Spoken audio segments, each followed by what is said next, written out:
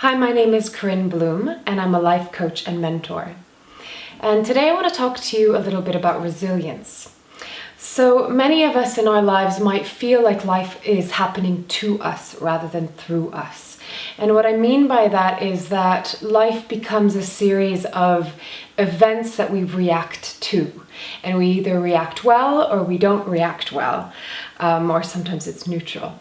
But often it feels like we are out of control of our lives. And that's to, varying degrees.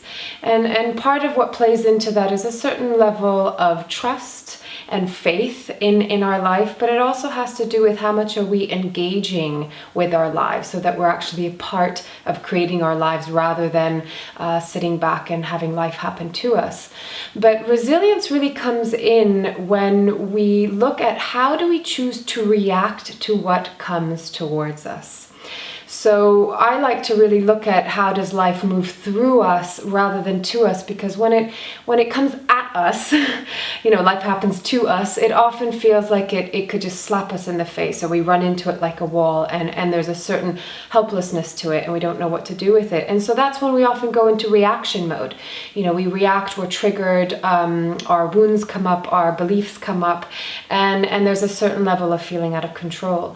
So when life happens through us, we are integrating with it and finding the fluidity whilst we're in the process of constant change. The only constant is change. And so our resilience comes in when we are able to choose, how am I going to react to this current situation? So instead of reacting from I don't want to say defensive, but sometimes it can feel like that. Something happens to us and we defend against it. And we react in a way that is maybe habitual. When we look at resilience, it's being live in the process of what's happening around us, whatever the experience is. So it is remaining present and cultivating that presence and awareness, and how do we look after ourselves and take care of our needs, which I talk a lot about, in the present moment, so that we can choose to react to the given situation from an aware perspective. And so that gives us a certain sense of resilience, because almost imagine that it's giving you a buoyancy, or as an athlete, you need to have supple muscles to be able to run or to dodge something. If we're really rigid and we're stiff and we're trying to go against the grain, or we're trying to hold still and stern and defend like a wall or a barrier, when life happens to us, it's going to be very hard and it's going to be very tiring.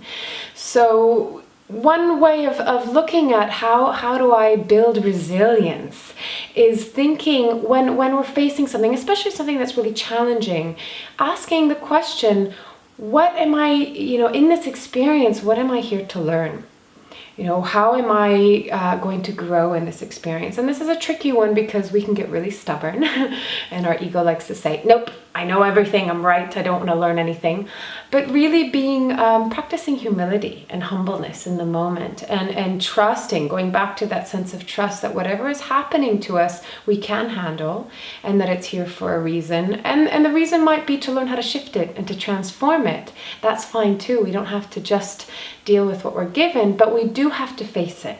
We have to see it, and we have to choose. Well, we don't have to choose, but it helps us to choose how are we going to react in the face of it. And the more we practice that, it gives us this sense of resiliency. It gives us this sense of empowerment and engagement with life, that we're actually coming to the table together with life and deciding how we want to co-create it. So these are just some short thoughts about resiliency, which maybe can spur some deeper thinking for yourself in your own practice. And I wish you well on your journey.